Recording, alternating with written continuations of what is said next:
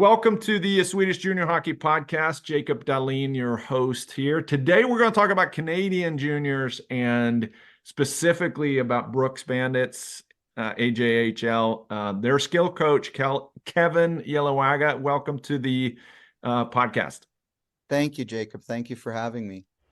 This episode is brought to you by Scandlux, your home for Scandinavian luxury products for the U.S. market. You can find us at scandlux.com. So let's give the background a little bit.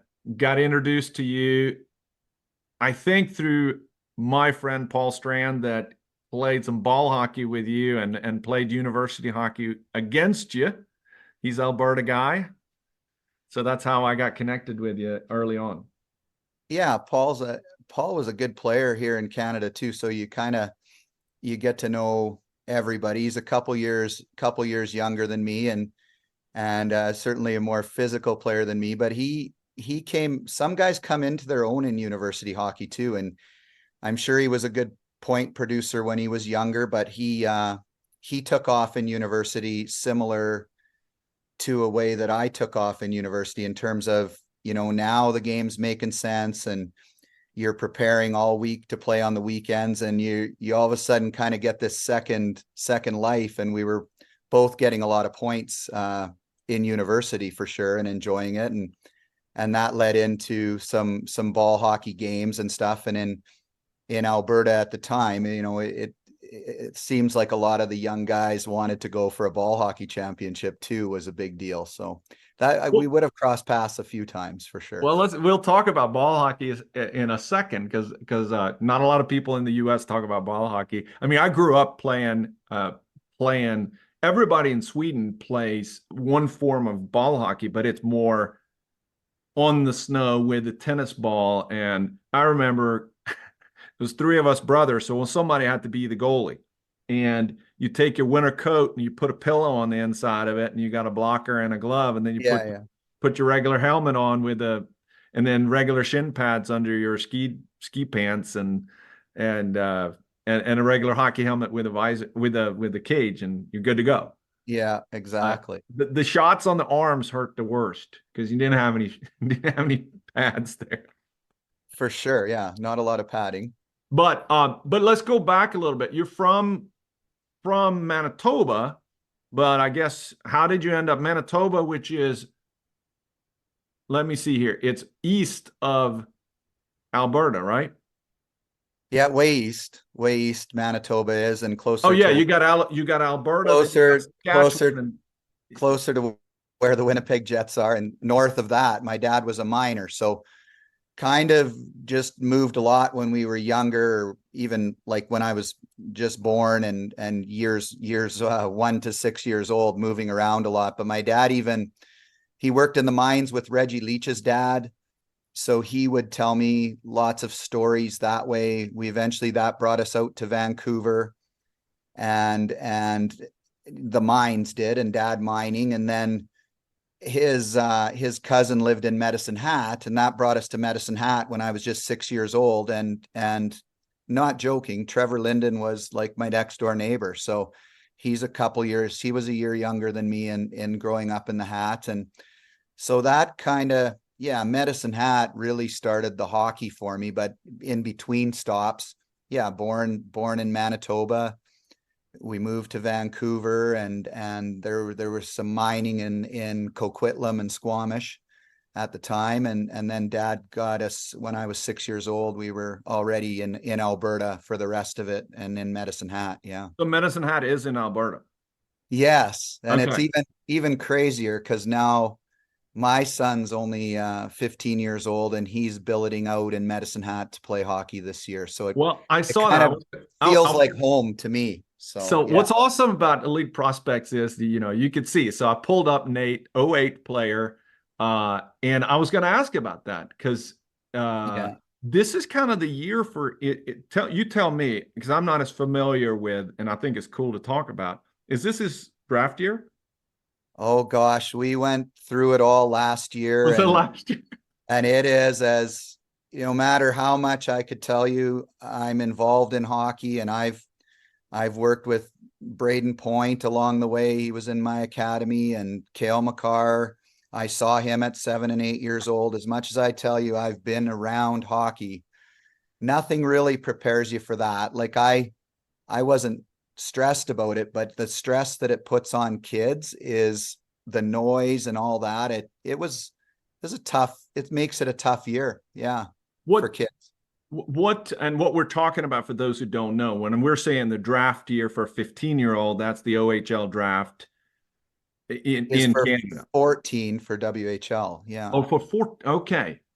Yeah. So the OHL being 15 and the WHL being 14, and they have umpteen ranking sites, and I kind of knew my son would be talked about for sure, and we had to go through all that process, and it's difficult, and ultimately, you want your son to draft as high as he can, and I knew he was rated in the first round, and ultimately I believe in long-term development, so I thought, for him and in talking with him and what he's been exposed to, that college made a lot more sense. So as soon as that happened, yes, they were still interested, but then he drafted later, and Yep. and eventually the Brooks Bandits signed him, of course. So Yeah, so that's the other thing. So he's already 24, 25 commit to Brooks, or is that, or how does it work? Let's talk about that, because we can use your son as an example, because I think it's educational. It is. It is good learning. Talk about it, because I don't know enough about it, and I'll tell you, kind of the reason why we started this podcast was when my son went to Sweden last year. I didn't know anything about Swedish juniors, even though I grew up there. And then nobody over here knows anything about Swedish juniors. So that this was and there was no podcast about Swedish juniors. So that's why I started this. And then the one that's learned the most has been me.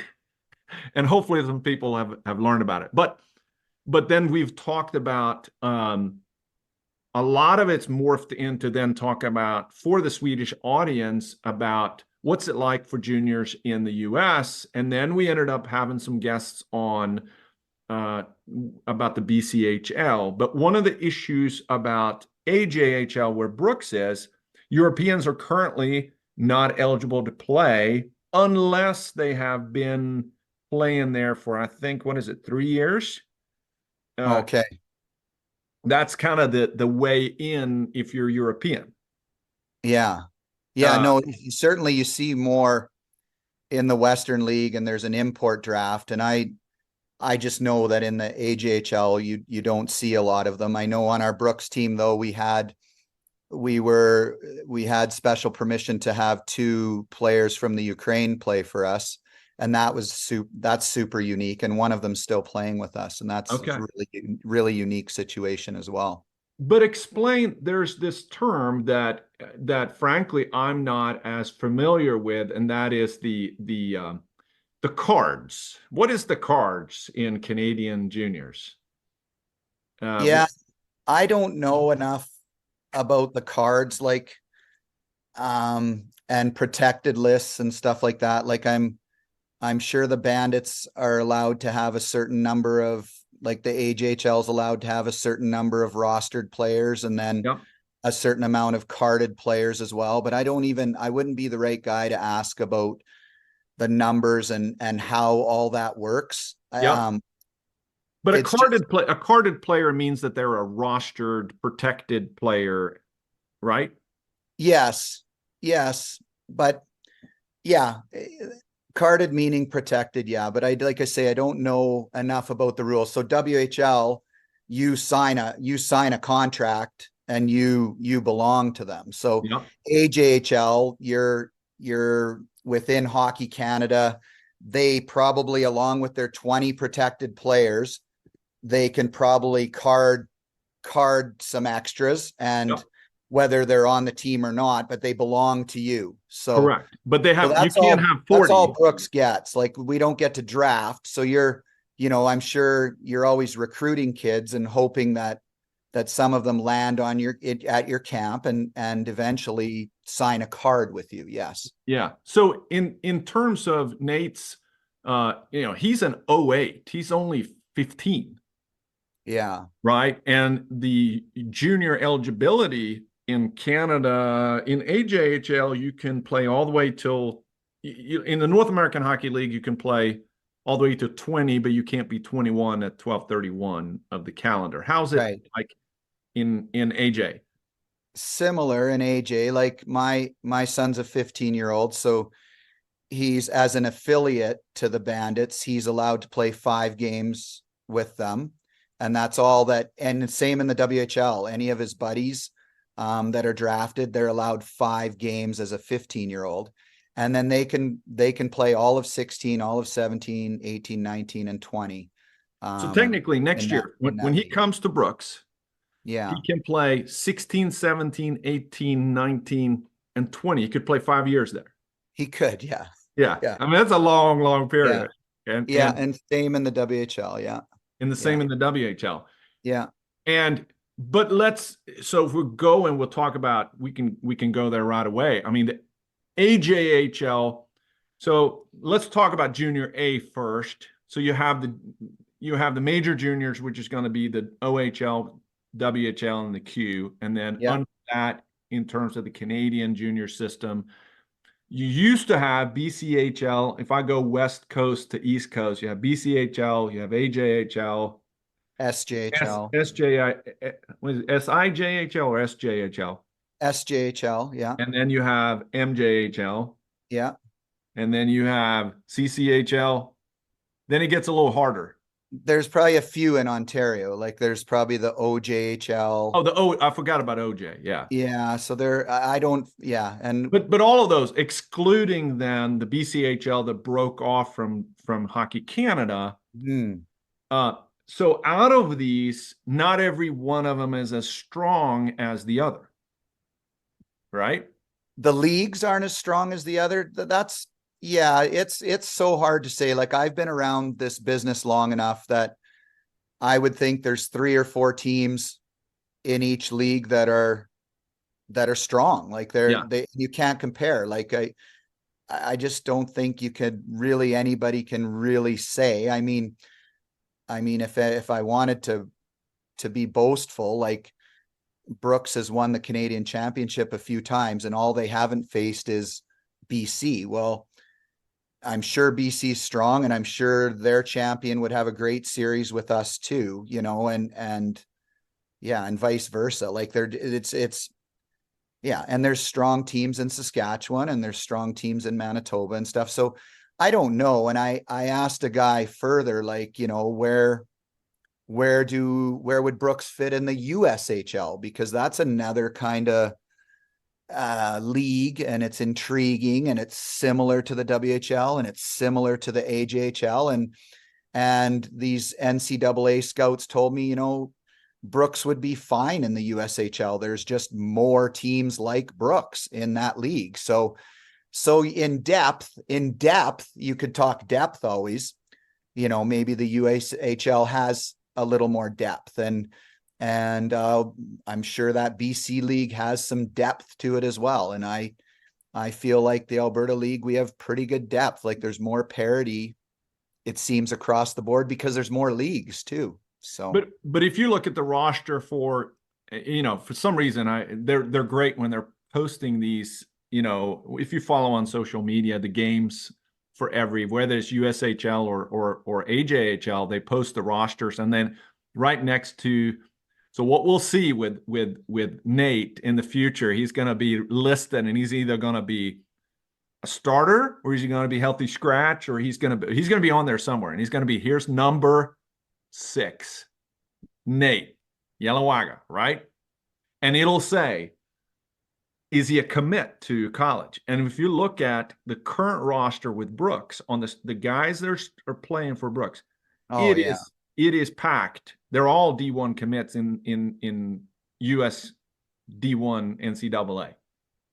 that's exciting. I mean, and again, with there being no draft, and the history within Brooks now, like a lot of teams that have college prospects want their kids to come and play in Brooks. And I'm lucky enough to be a skills coach. I certainly don't take credit for how talented these kids are. Like, man, I'm getting to work with some really talented kids when they arrive. And I hope that I give them a little bit of knowledge and growth in their game while they're there. But boy, oh boy, yeah, when your team has already players committed, and we even had a drafted NHL prospect this year that was at Brooks camp, like that. That's never happened. Like, I'm like, wow, it's pretty impressive in that regard. I mean, yeah. Well, one that has gotten a little bit of press is this guy, Cale Makar. Have you ever heard of him? Oh boy. And then it just snowballed. Yeah, that was so interesting, because there you would have your biggest example in hockey. Like Cale was small, and the WHL and the Medicine Hat Tigers, rightfully so, said, he's probably a late pick. Like, he's awfully tiny. He's good. We know he's skilled, but he's awfully tiny. So we'll take him really late in the 8th round. Like, we don't know, like 250th. He's about the 250th best 14-year-old right now. And Ryan has our head coach in Brooks has such an eye, and he just watched him once in warmups, and this kid was so unique and twitchy, and he could see some of those things, and some of these coaches that don't get biased or whatnot, they want offensive and unique type players, and Ryan is no different. I'm sure he saw a lot of unique traits in Cale, and then it was just probably about approaching the family and seeing if maybe a different choice of route would interest them. And it would have been crazy, because Cale, right around that time, now he's not quite as big of a secret, and Medicine Hat's probably hoping he would sign with them as well. But ultimately, he got called up to Brooks, I think, and played some playoffs as a 16-year-old, and then all of 17. And he had a late draft year, so he drafted at 18. But it just took off, and not that it was never there, because I saw him when he was 8 and 9 years old. He would have been, the third best D on his team, on his local team in town. In bantam, he was okay. He would have been, again, the middle slotted defenseman on a AAA team, but he didn't make AAA in his first year even. But his belief and his freedom in his mind and his enjoyment of the game was super high always. So, and then a lot of these dads that advise me, is to say, make sure he's having fun, make sure he loves it. Yeah. And I think he fit that criteria. He didn't have any kind of a special skills coach growing up. I know he did some good power skating and things like that, but the rest of the game was in his mind and his confidence about what he could do to be really unique. And when that kind of meshed together for him, he just went on a mission. What was his compete level even back then?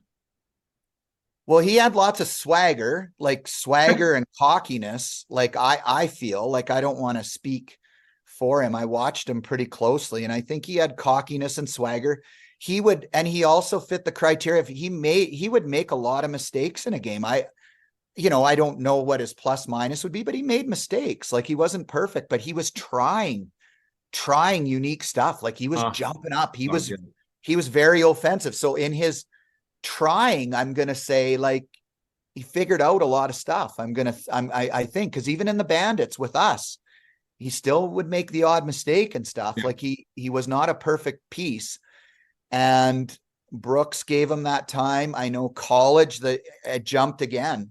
Yeah. I had a talk with NHL, like, general managers right in the rink, asking me like, what do you think he'll be good, or do you think he didn't fit the mold, right? He was not the traditional typical back then. Now they're becoming small and slight, they would have believed he was too light and too small to be able to do much. And then they didn't have anything to compare it to. So those scouts get nervous, because everyone in the Western Hockey League, they can watch all the time. So exactly the example you were talking about, they didn't know how to compare the Western Hockey League with the AJHL. Yeah. So they're like, well, is the WHL way better, or could this kid even though he's in a lesser league, people would say, and I caution them that if Brooks played in the Western Hockey League, I think they would hold their own as well. Yeah. You know, they would be able to handle it. So, you know, they couldn't compare though. They didn't know how to compare that, even though he got a call to the World Juniors. And even in the World Juniors, then they started him as the 7th D. And they weren't sure how to use him because he's not a WHL guy. So it's fascinating. There's your big example of routes and choices.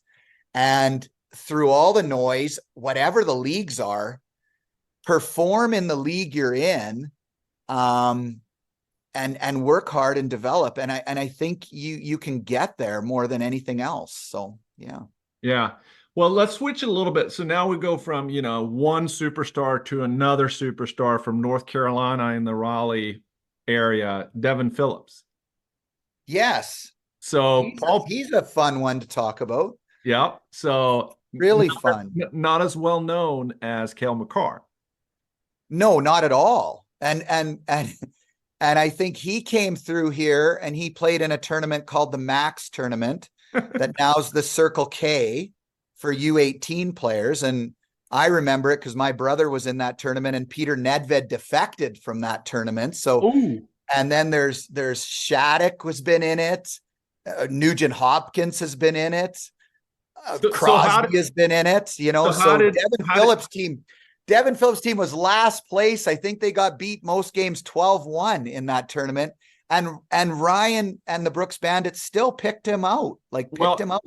So here's the connection to Paul Strand, right? So he played for Paul he played in the Junior Hurricanes organization in Raleigh, played AAA, North Carolina, right? Okay. But then he played as a 16-year-old in the EHL for Paul's team. He had a EHL junior team. And I think that's the team. So he was an underage player playing EHL. They were a completely new organization trying to get started. And he led the league in the EHL on the worst team by far that Paul coached. And proving himself there. So it was still junior hockey, but proving himself there. And I need to have some conversation with Paul, but if I remember him telling the story was that either that team was the one who went up or he went up and played on another team in that tournament. But kind of similar too, because when we're talking about Devin Philips, not necessarily the prototype player in terms of, I'm going to pull him up just so we can. So much of him, like a Rudy Rudiger and boy, just wanted to get better though every single day and really developed right before your eyes, really took off and really kind of from being an unknown to just saying, I'm going to will this almost. He really did, but he asked great questions, certainly to me, and was keen. But in the games, you talk about doing all the Brad Marchand things or going to all the hard areas. And boy, this kid just found his way and became a consistent player. He's 5'9", 170. Oh yeah. And back then he's tough. But I remember Paul talking about when he made the leap was when he decided to be diligent in the weight room, and then the ability to then play a different game opened up all kinds of stuff. But again, it's kind of like picking out. Nobody wanted him. He tried out all, and they're like, no, don't want him. And then he went up to Canada, got on Brooks, and so listen to these stats. Okay, so in his last year, when he was an alternate captain for Brooks Bandits, winning everything, he had 45 games and 91 points. That wasn't just that year. He had 116 games, 145 points the time he was up there in Brooks. Yeah. Signed with Holy Cross. I don't know. Let's look and see. He must have been, I don't know if he's hurt. He's only shown up as 5 games, 3 points this season. I'm not sure if he's hurt. But true freshman year, 38 games, 18 points in NCAA D1. For a great first year. Yeah. It's really good. For a not so good team. Yeah. but again, he's 5'9", 111, or 5'9", 170. But what you said, like I would never want to give, you don't want to give kids false hope, but and yeah, say, they like you can play somewhere that you can't, but there is finding the right league for you and somebody giving you a chance and an opportunity. Isn't that a lot of hockey, because I've seen kids written off too, that for one coach, they're a healthy scratch and he can't even dress them. And Yep. for another coach, he's the same kid is 90 points in 50 games. Like that's unbelievable. Yep. One guy, he can't even play. And another guy, that's the craziness about hockey. Like, I guess in its subjective nature, but if you start to know the mindset of kids, and I've been lucky enough to know not just their parents, but the mindset of kids, I think you would get a lot closer to being more right. But a lot of people don't take that time to really know what makes a kid tick, because Devin would meet all the criteria of mental toughness and character and things like that too. Yeah. Another kid that comes to my mind is a Swede, Lucas Edmonds, who played for Kingston Frontenacs, and then he was a third rounder, plays now for Syracuse Crunch in the AHL. But he was kind of a, not taken off. He was playing in Sweden, got a couple of looks with the national team, but came over to the OHL, 68 games, 113 points. Boom. Wow. And now is, let's see, 49 games last year, 27 points in the AHL. So, but in the right system. It's funny, we talked about this with other guests on this podcast about, especially for, and kind of, you may think about this with your son and being the 15-year-old. So in Sweden, when you're 15, it's the time when they are qualifying for the TV puck tournament. Mm-hmm. And then from the TV puck, which is your district, and then the district plays against the other districts, and then they have a national championship on national televised. So this was huge back when there was only 2 channels on TV, and everybody watched the TV puck tournament. Now you can get NHL, but it's still the most prestigious hockey tournaments for 15-year-olds. But here's my point. From there, the best of the best, to take Rasmus Dahlin as an example, he was the best defenseman on Göteborg, I think, or Västergötland's, which was the district, Västergötland, that's what it was. And then he ended up being recruited to Frölunda. And if you think about how many NHL players come through Frölunda, has been enormous. But there's a lot of kids that are 15-year-olds that are, is it best for me to be a fourth liner on Frölunda or a first liner in Timrå, right? Just going to the best top team may not be the right bus for you, because you're going to be in a seat so far in the back of the bus. Totally. You're not going to flourish.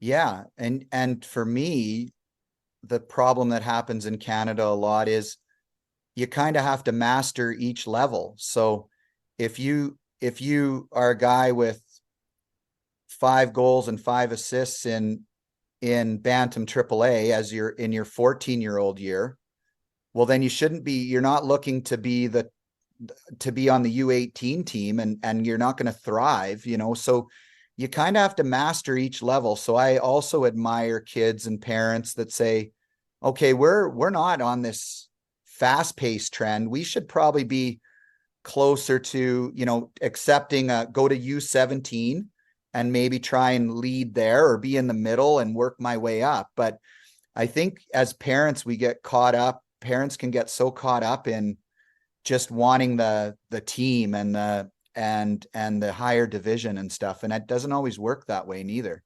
Yeah. So let's go this route now. So I know Brooks went to Sweden this summer.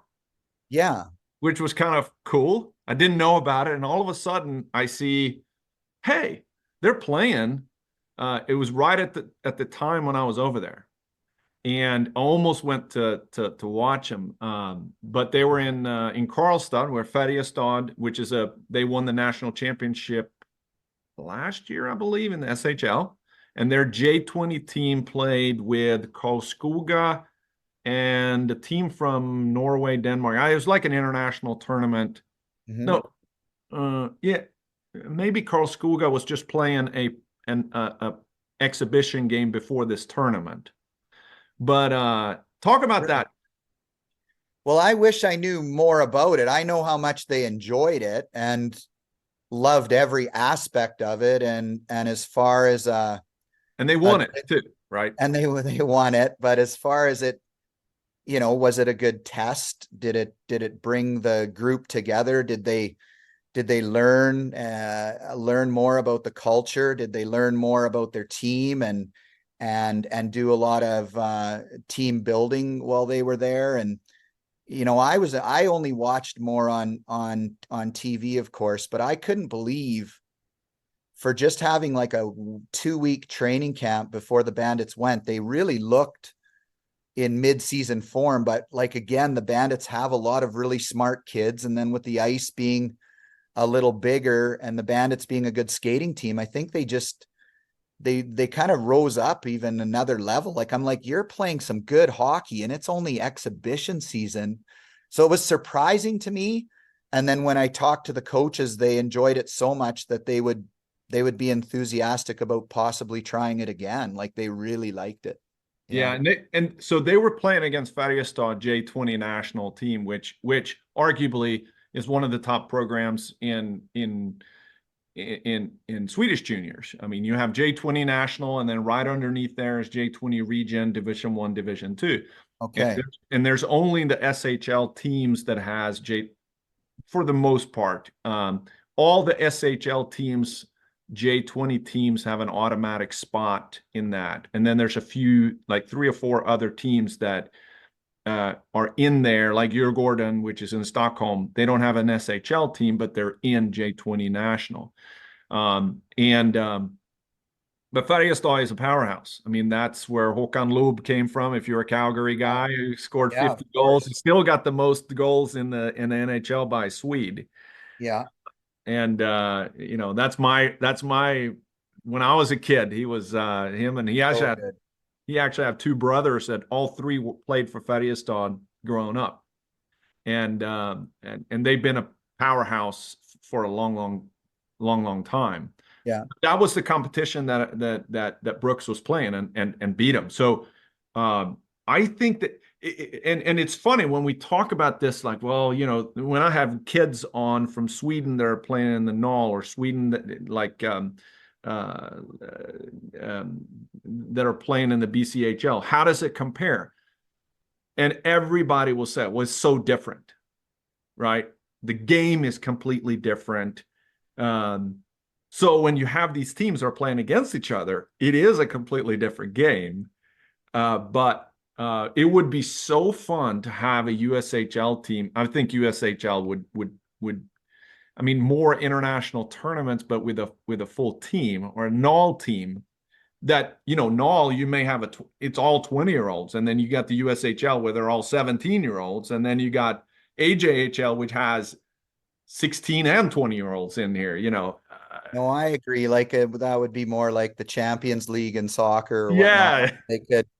They could ultimately all meet. Like, I watched a guy do all the rankings of the leagues and stuff, and like I say, they're pretty close. Like, there's good strong points about each league, and I think it's finding the right fit. But it's intriguing. Like, how do you, like, going for the Brooks Bandits, going over there blind? I'm sure the learning curve was high, but they had some unique circumstances, like not just only the ice size, but travel and everything. Like, so they rose up to all that. So I'm sure for them, it was a great learning experience. And I think it helped them along. They're ticking along pretty good right now in league play and stuff like that. But it was it was unique. Like I just haven't seen that in a long time, that they would take that opportunity again. And again, I think I admire Brooks because they take unique opportunities in lots of ways. Like, they take risks, or whatever you want to call it. They think big. Yeah. Well, let's talk a little bit about your, and because I'm curious about this too. What's it like with Brooks Bandits specifically? You're skills coach. I looked you up and I'm like, okay, played youth sports in Canada, like you're talking about when we were talking about Paul, but then you were a teacher for a long time. And then I guess you decided I want to do this hockey thing for not just as a hobby, but go out and do it as a full-time profession. I was pretty into it. Like I say, I could show you, protected lists and stuff at 14. I'm kind of a lead guy, and I'm protected with the Lethbridge Broncos. Joe Sakic is protected at 14, and Rod Brindamore is protected at 14. And there's a few other 14s. And so I knew I had this talent for hockey. But for whatever reason, dad raised me to be more like Nylander or Gretzky than he did to be a tough guy. And so maybe I didn't fit in my choices of routes and stuff. So and hockey, you get awards and you get recognized. And in school teaching, you don't really get recognized. Nobody's going to say who's the best gym teacher in the world and who's the best phys ed teacher in the world. So you didn't get a lot of recognition, and there were certain signs that were telling me to maybe go to hockey. And so once I was school teaching, a guy that was in my little town, he said, if Kevin Yellowaga is teaching at your school, you should get one of these Hockey Canada skills academies. And back then they were just being piloted. Now this Hockey Canada skills academies are in most of the schools, not most, would be in 50% of the schools, or 35% of the schools have a hockey program where the kids can do skills. But it was unknown. TSN came, and when we eventually got one, TSN came and Kelly Rudy filmed us. I had to do training with Bjorn Kinding from he's a Swedish national coach of some sort at the time. And he was very heavy into biomechanics and teaching of technical skills. So I learned from him, and I was fascinated, and I had a really good hand-eye. Like I hand-eye, and my skating base was very strong. So those things were strong. I could demo things pretty well. But then I started to just study and relentlessly study. Like I would study Stamkos's coach, and I would study Daniel Broberg from DB Hockey Factory. I study and all these guys, but you got to kind of know who the best guys are. And I always believed in balance and athleticism and all these, and being a good mover. And you kind of figure things out. Like my friend was I'll just go on a couple tangents here. My friend was a third liner on my university team, but he's the strength and conditioning coach for Pittsburgh. So when Crosby gets hurt, he's on the ice with Crosby. And I said, you weren't even a good hockey player. How do you showing Crosby anything? And he said, I just make it creative and dynamic, and give him some ideas and kind of have fun with it, challenge his mind a bit. And he said, it's not that hard. And I would go watch those Flames practices a lot. And so as I'm school teaching, a guy says, like, and I've done a couple of Alberta Cups now, and I've had some of these top kids, these top 14-year-olds play for me and I'm coaching in those events because I want to stay connected to hockey, but I'm still a school teacher. And then a guy ultimately says, I'll pay you more than you make teaching to come and run my school academy. And my grade 7 class had Braden Point in it and Logan Thompson, the goalie for Vegas. And I'm in that academy. There's about 8 to 10 other kids that are playing WHL or in Europe, in Europe even now. And so I was like, wow, now I have these really good kids, and I really better even study more, even though I was a good player and I was fast. There's got to be more to this hockey than just being fast. So I guess to make a long story a little bit shorter, I just continue to study and love it. And at that point when it was scary to leave teaching and all the securities that you might have with teaching, but ultimately my passion for hockey, has won out. And I continue today to do morning programs. And like you say, I've been with the Bandits for 12 years, and it's a lot of work. I'm not a natural by any stretch of the imagination, but I think my work ethic and my studying puts me in a decent category and in the hockey world, so to speak. Yeah. Well, here's what I think is great. It's not the Cale Makar story, right? Yeah. Those you get enough. I mean, I'm sure you've gotten quite a bit of notoriety about that. But so for certain, I don't know how it wasn't deliberate, but I try to dabble in the social media world, and somehow I subscribed to your YouTube channel. Oh, neat. And I clicked on the so I get, when you post a video on YouTube, it pops up and it says, Kevin Yellowaga. So guess what? So it's not about Cale Makar. Your last video that you posted was not about Cale Makar, was it? No, probably not. No. No, it's about skills for 7-year-olds. Yes. And to me, it's so telling, because to me, that's what right. I grow up. I mean, I've been coaching here in North Carolina, and it's so transparent that it's the love of the game or love of the sport. Because if it was anything else, you would not be posting 7-year-old skills. And this is not like, how do you become an NHLer, but it's stuff that's really good for a 7-year-old. But to me, that is so pure and so honest and so refreshing in the world of social media that is all about fancy parachutes, hype videos, and fancy deeks, and Michigan goals and stuff like that.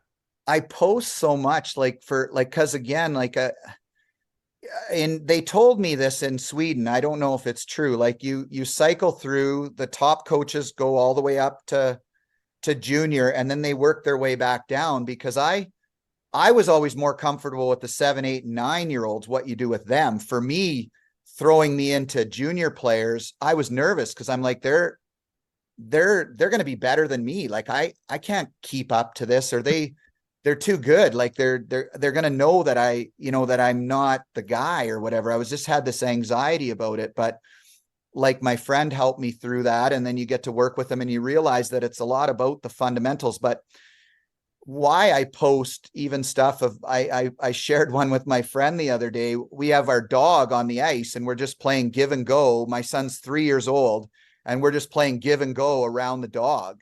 Like, just creating these stimulating environments for kids is important, and athletic environments, and allowing them to do other sports. And I could go on a tangent of that, but I like to share ideas of what a free and fun and thinking environment would be for kids. Because hockey gets, at 7 years old, they're racing for pucks, and we think whoever can race and win that puck is going to be the best player at 14. And there's so much more to it, and so much more to development, and the golden age of learning, they say, is 10 to 12.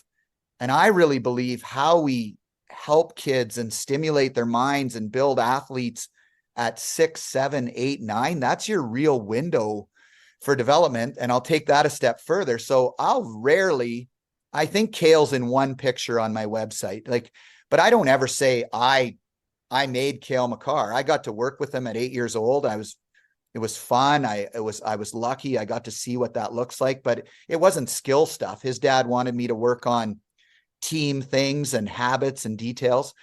And I didn't make Cale Makar. All those things you do when you're younger is what helps make the kid. And then you hope that maybe you stimulate them or help their minds a little bit and stuff like that to help them along the way. And Braden Point, same thing. At 12 years old, Braden Point's, if he never had another skills coach, Braden Point's going to make it. And I know some people don't believe in talent or 1%, but I've seen the 1% that does go through, and they will go through. They're born that good. Like, yes, they need to train, but they're born that good. But you're right. The stories that I'm the most proud of, like I've taken a player that's completely pulled himself out of minor hockey, and I was his only skills coach, and his dad. And he made the WHL at 15 years old and played playoffs. And he's rated in the NHL draft this year. That I'm more proud of. There's sometimes you're lucky to get kids that you cross paths with, and you've worked with them, and you do give them some ideas, but I hesitate to say I made that kid, or I was a big part of that. Pretty small part of Cale, even though he was with the Bandits for 2.5 years. I probably spent more time with him than some other guys that say they made Cale, but isn't that what coaching is all about, right? Yeah. I mean, coaching is mentorship. Coaching is yes. leading, coaching is challenging, but it's about, I go back to a story that Paul Strand told me when I was such a low level coach at youth hockey tier 2 here.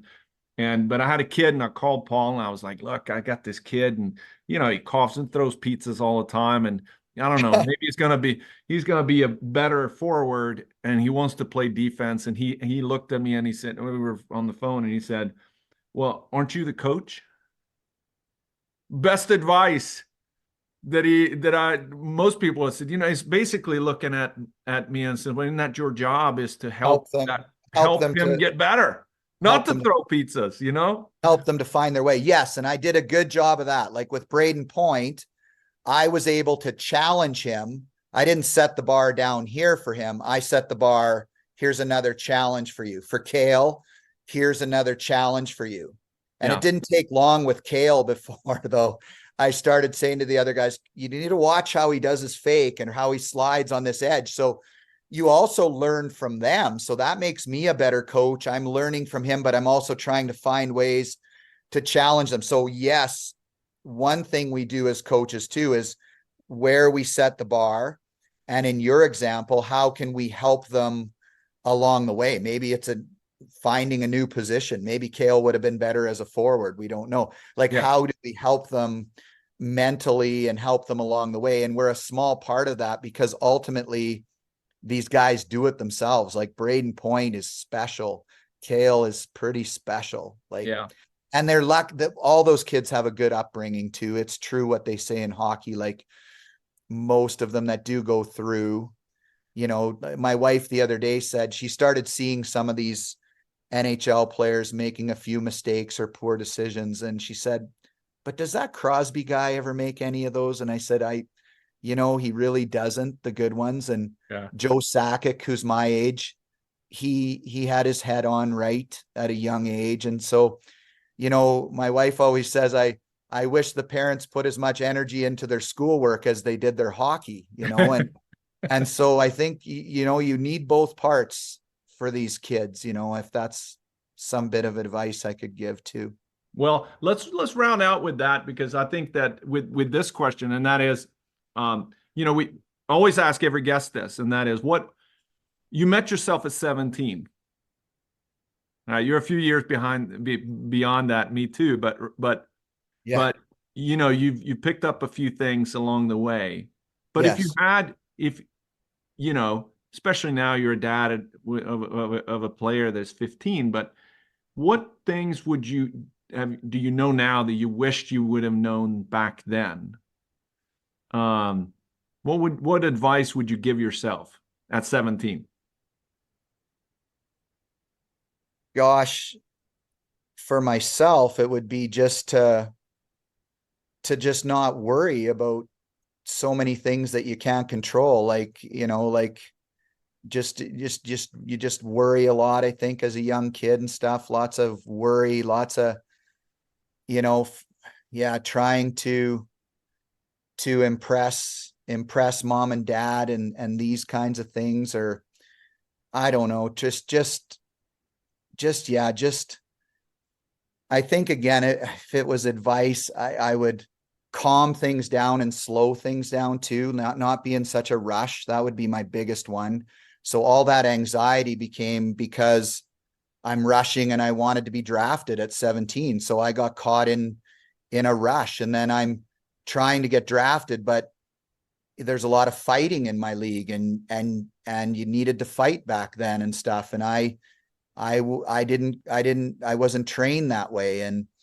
And just different. I just wouldn't rush. I would be really, really patient and enjoy things more, and not get caught up in the whole race of hockey and the noise of drafting and things like that. And yeah, just make good decisions. I ultimately, I played my best hockey. What I learned is, what I read in every development book is, you'll be playing your best hockey at 22, 23. Yeah. So I could brag to you about how great I was at 14. And I was the best in Medicine Hat. I was better than Trevor Linden, possibly, like people would have said. I'm sure I produced more and put up more numbers. It doesn't matter. It doesn't matter. Again, you want to be in the game long enough that you can be playing your best hockey at 21, 22, 23. I'd flex my muscles and show my dad how big I am at 17. And my dad would say, "You're nothing. You're not going to be anything until you're 21, 22. And he's right. And so we're too quick to judge kids. But I don't know. That's a tough answer, because my own story would be so different. Yeah. But it's I probably would have learned to fight more when I was younger and not score so many goals. Just fight. I would have maybe made it. But well, your answer translates better to the audience today, Yeah, for sure. Last thing is, we've got a partnership. This is a Swedish organization that we partner with called Target Aid, which is targetaid.com. And one of the emphasis this is something we started in year 2, which is how do we help organizations and clubs get attention with content, with fundraising. So we had this guy who was a hockey guy and coach on, and he's active with his company called Target Aid. So we developed a platform on Target Aid, and every guest that we have on gets to mention the team in your heart, or it's called Klubben i mitt hjärta, which means the team in my heart. And then you'll be posted. Your team in your heart will be posted on my Target Aid platform for content. So the first Canadian. So which team is in your heart? Oh, wow. Well, yeah, like I don't know if you mean it has to be like a kids team or a pro team, or no, it could be anything. It's kind of like, so we've had a lot of guests on that says, well, yeah, I play for this organization now, but really the team that I consider my team is this, and here's why. And some of it's been a few guys have been, I thought for sure that it was going to be this one because I grew up on that one, but then they're like, no, this is okay. Really. I know what you mean. For me, there would be 2, but the main one for me would be like when I got to play overseas in Europe for the Tilburg Trappers. And they're now not in Holland, but they play in the German league, but they are still the Tilburg Trappers. They might not be, they might have changed the Tilburg Trappers anyway. They're easy to find in the Netherlands.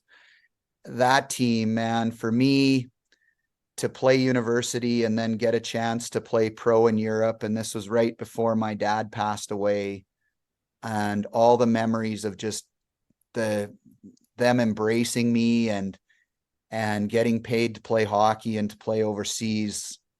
Like, I'll never forget that in my life. Like, a lot of guys say, well, you never really made it. And for me, that was making it. I got a teaching degree from hockey and at the University of Lethbridge. And I also got to play professional in Europe. And it did feel like, okay, I did it. I did it. You absolutely did. I mean, that's the confirmation that is more important than anybody else. Yeah. It's what you just described. That noise of, got to have played one game in the NHL. Sure, that would be awesome, but that Yeah. doesn't necessarily, so what? I mean, there's plenty of people that play many games in the NHL and they don't, you know, it didn't mean anything or whatever. So And yeah. and you talk about leagues, it felt like I was in the NHL, like the Netherlands league. It was the NHL to those people, and I played as hard as I was in the NHL, you Yeah. know. So for them, that'll always be a pretty big love for sure. Yeah. Yeah. Well, thanks for bringing that on. Thanks for Yeah. coming on, and we're gonna have to have you on a different time talking about some other topics. You've got so much knowledge in this, and Yeah. hopefully, I mean, our goal here is to inform and educate, and hopefully, we've shined some light on AJHL, Brooks. We talked about some different players and been fun. Well, and just in closing, like in a skill development way, like there are a lot of leaders, and Canada does some good things, and we're known as the hockey nation, but I want to, if I was educating people, I think United States do an amazing job as well, like a lot of knowledge and good things that they're doing in skill development. And for the stuff that I teach, I find so many guys from Sweden doing a good job. And I'm sure you could say a little bit about everything, but to me, that the leaders like are some of the things that Hockey USA is doing, and some of the things they're doing in Sweden are things that people need to keep learning from to make this game stronger. It's not just Canada anymore, you know. So I appreciate like just that part of it too, that it's a world game and a global game, and now everybody's caught up. Like I love Nylander and Jesper Bratt and watching these guys. Holy smacks, can they ever move, you know? Well, And then there's families like the Hughes. There's another one. Like, how do you get 3 good kids? Like, that's incredible. So all that, I love just studying development and how you can help kids. And yeah. it's never just hockey, hockey, hockey. So anyway, that's my thoughts. Well, I Yeah. appreciate it. We'll put an end cap on that, and we'll have you Yeah. back on for sure. Thank you. All right. Thank you so much. I enjoyed it.